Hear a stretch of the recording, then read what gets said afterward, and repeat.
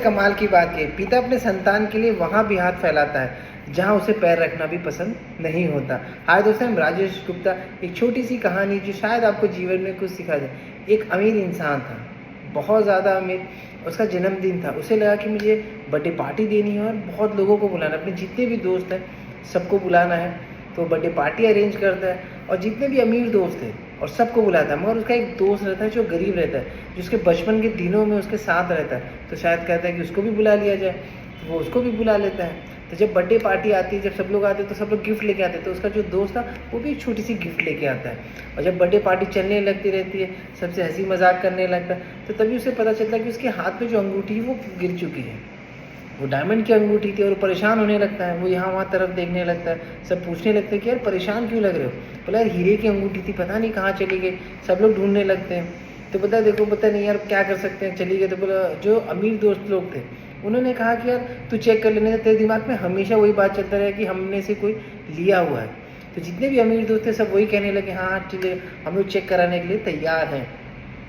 लेकिन जो गरीब दोस्त था उसने तुरंत कह दिया कि मैं नहीं चेक कराने वाला। अगर दोस्ती है तो मतलब विश्वास क्यों नहीं है।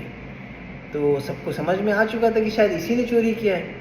बार बार बोला भाई ये चोर है, यही चोर है, यही चोर है।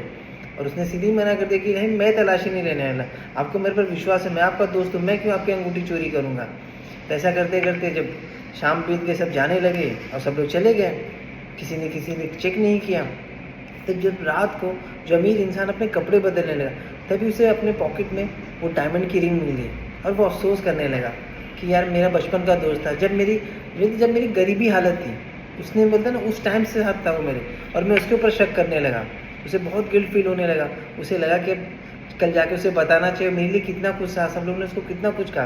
तो जैसे ही सुबह हुआ वो जाके अपने दोस्त के घर पे चला गया और माफ़ी मांगने लगा कि यार ऐसा ऐसा हो गया। तो उसने गले लगा, बोला कोई बात नहीं। तो बोला मगर तूने चेक करने के लिए क्यों मना किया। तो बोला मैं वहाँ बता नहीं सकता था। बोला फिर भी क्या हुआ था।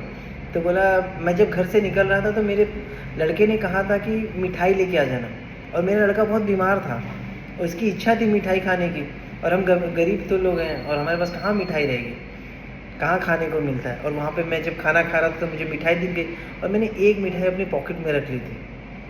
अब मैं डायमंड दिखाने जाता और वहाँ पे मिलती मिठाई, सब मुझे मिठाई चोर कहते और मुझे बताना पड़ता कि मेरा बच्चा बीमार है। तो मैं क्यों उन लोगों को बताऊं कि मेरा बच्चा बीमार है, मुझे किसी को नहीं बताना था, इसलिए मैं सह लिया था।